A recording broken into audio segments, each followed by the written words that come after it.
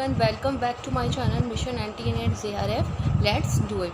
So today's topic is last time we have covered the topic is capital structure and its approaches, and now the mainly approaches of capital structure here.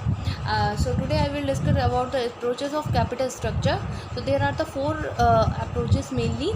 First is net income approach, net operating income approach, traditional approach and Modigliani Miller approach.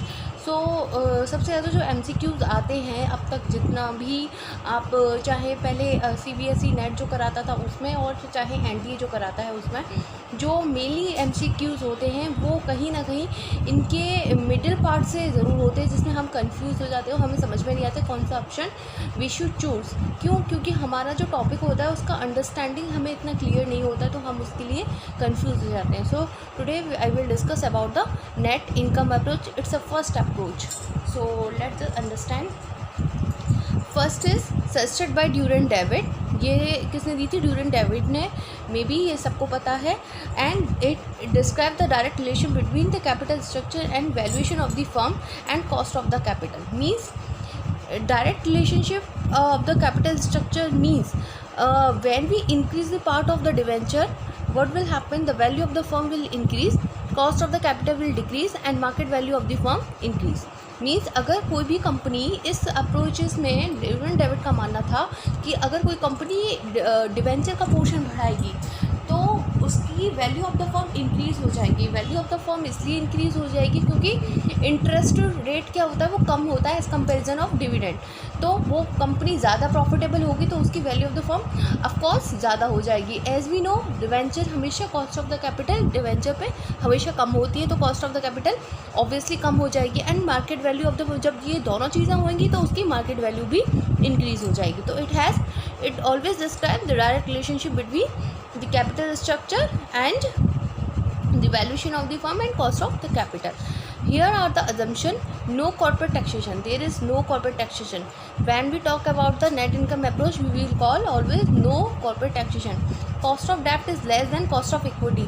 As we know, here we are describing the more part of debenture, so we will describe here cost of the debt, because why it is value of the firm increase, cost of the capital decrease. क्योंकि cost of the debt क्या होती है, वो equity से कम होती है, क्योंकि equity को हम डिविडेंड देते हैं और कॉस्ट और डिवेंचर को हम इंटरेस्ट देते हैं. तो इंटरेस्ट कम रेट का होता है एज कंपेरिजन ऑफ डिविडेंड. तो ये क्या होगा? No corporate taxation and cost of डेब्ट इज लेस देन.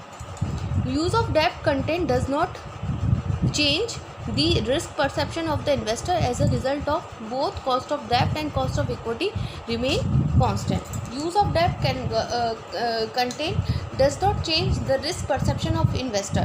मीन्स अगर कोई कंपनी भी डेट का प्रपोर्शन ज़्यादा इंक्रीज़ करती है तो रिस्क चेंज नहीं होगा इन्वेस्टर का. क्यों नहीं चेंज होगा? क्योंकि अगर मान लो एज अ इन्वेस्टर, अगर आप किसी कंपनी में, ऐसी कंपनी में अगर आप इक्विटी शेयर खरीद रहे हैं जिस कंपनी में डेट का पोर्शन ज़्यादा है, तो ऑब्वियसली अगर कंपनी को लॉस होता है या कोई भी ऐसी कंडीशन होती है जहाँ पे वो अपील नहीं कर पाती है या वो डिविडेंड को रिटेन करके रखती है, देती नहीं है, तो उस कंडीशन में भी वो डिवेंचर को देगी ही देगी. तो वहाँ पर भी आपका रिस्क कम नहीं हो सकता.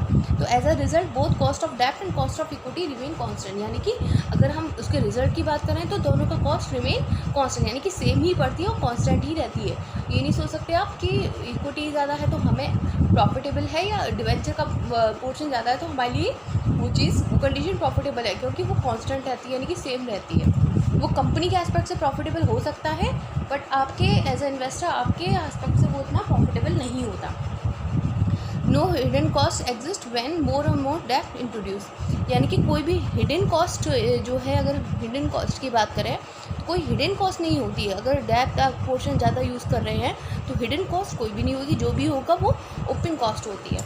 Now we will describe why it has like debenture portion increase here. So here the particular is the 8% debenture. Here this is the present rate, 50% increase in debt, 50% decrease in debt. So what is happening here? EBIT is not expected to grow, as we know. It remains same. So here it is remain same here. Present situation में भी 50% increase कर रहा है तब भी और 50% decrease कर रहा है तब भी. Total value of the firm as company is increasing. The value of the debenture